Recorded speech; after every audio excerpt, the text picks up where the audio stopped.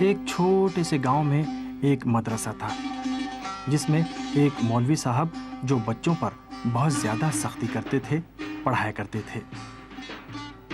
مولوی صاحب بچوں کو بہت زیادہ ڈرا دھمکا کر رکھتے تھے اور چھڑی سے ان کی پٹائی کیا کرتے تھے، اور گھر کے لیے اس قدر مشقیں دیتے تھے کہ بچے مشق انجام دیتے دیتے تنگ آ جاتے، اور اس طرح بچے نہ تو کچھ آرام کر پاتے اور نہ ہی انہیں کھیلنے کودنے کا وقت مل پاتا۔ مولوی صاحب اگر گلی کوچے میں بھی بچوں کو کھیلتا کودتا دیکھ لیتے تو دوسرے دن بچوں کی شامت بلاتے، یہاں تک کہ بچے سوتے میں خواب کی حالت میں بھی مولوی صاحب کو سخت غصے کی حالت میں دیکھتے کہ وہ بچوں کی گلی کوچوں میں ڈنڈوں سے پٹائی کر رہے ہیں۔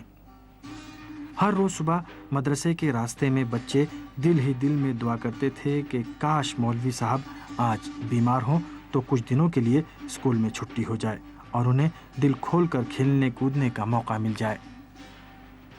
لیکن مولوی صاحب ہر روز پرانی کتابیں بغل میں دبائے اور چھڑی ہاتھ میں لیے مدرسے میں حاضر ہوتے۔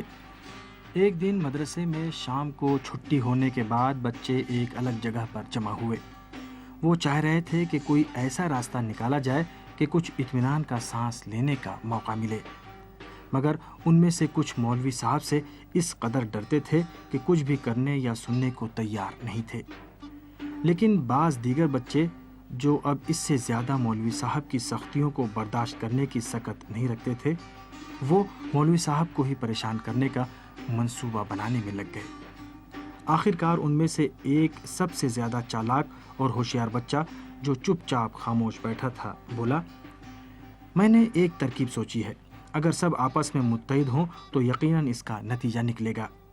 اس کے بعد سب کے کہنے پر اس نے اپنا منصوبہ بیان کیا۔ منصوبہ سننے کے بعد سب بچے اپنے اپنے گھروں کو چل دیے اور اگلے روز اس منصوبے پر کام کرنے کے لیے اپنے کو ذہنی طور پر آمادہ کرنے لگے۔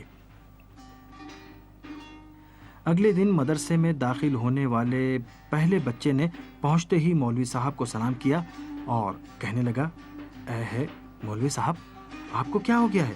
کیوں اس قدر آپ کا رنگ اڑا ہوا ہے؟ مولوی صاحب نے منہ بنا کر گرجتے ہوئے جواب دیا، جاؤ اپنی جگہ پر جا کر بیٹھو، جو کچھ تمہارے ذہن میں ہے اسے زبان پر مت لاؤ، میری طبیعت بالکل ٹھیک ہے۔ اتنے میں دوسرا بچہ کلاس میں داخل ہوا، اس نے بھی مولوی صاحب کو دیکھتے ہی کہا، مولوی صاحب یہ آپ کو کیا ہو گیا ہے؟ کیا آپ کو بخار ہے؟ مولوی صاحب نے، جنہیں اب اپنی طبیعت کے بارے میں کچھ شک محسوس ہونے لگا تھا، غصے سے جواب دیا، نہیں بالکل نہیں، میں بالکل ٹھیک ہوں، جاؤ اپنی جگہ پر بیٹھو۔ اس کے بعد تیسرا بچہ اسکول میں داخل ہوا اور مولوی صاحب کو دیکھتے ہی بولا، مولوی صاحب یہ کیا ہو گیا ہے؟ اگر اس گاؤں میں کوئی ڈاکٹر نہیں ہے تو میرے گھر والے ایک اچھے ڈاکٹر کو جانتے ہیں جو پاس والے گاؤں میں رہتا ہے۔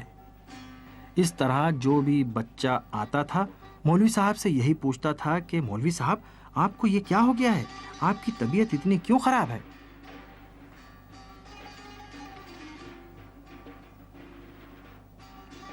اب مولوی صاحب کا شک رفتہ رفتہ یقین میں بدل گیا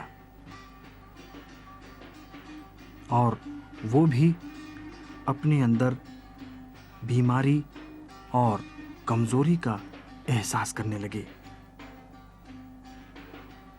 مولوی صاحب کی سبھی پرانی بیماریاں لوٹ آئیں اور چھوٹے موٹے درد دوبارہ شروع ہو گئے، بلکہ اب برداشت سے باہر ہونے لگے۔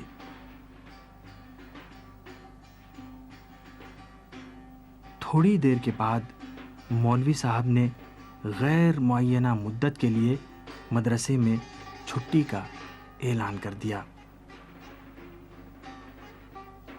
مولوی صاحب جلدی سے گھر گئے، بیوی کو آواز دی، بیگم دیکھو میں سخت بیمار ہوں، میرا رنگ پھیکا پڑ گیا ہے اور مجھے سخت بخار بھی ہے، آخر تم نے بھی مجھے کچھ نہیں بتایا، تم تو صرف میرا ظاہر دیکھتی ہو کہ ٹھیک ٹھاک ہوں بس۔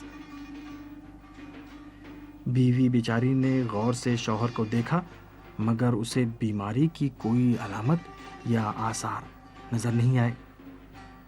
وہ کہنے لگی، آج صبح تو آپ بالکل ٹھیک ٹھاک تھے، اب اچانک آپ کو کیا ہو گیا ہے؟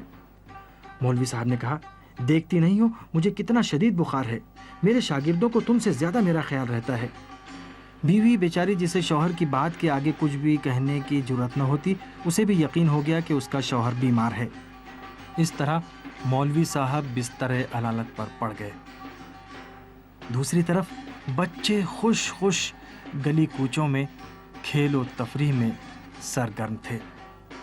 انہیں بے حد خوشی اس بات کی تھی کہ عرصے کے بعد انہیں جی کھول کر کھیلنے کودنے کا موقع ملا ہے، اور یہ کہ وہ اپنے منصوبے میں کامیاب ہو گئے ہیں اور انہوں نے مولوی صاحب کو جھانسا دے دیا ہے۔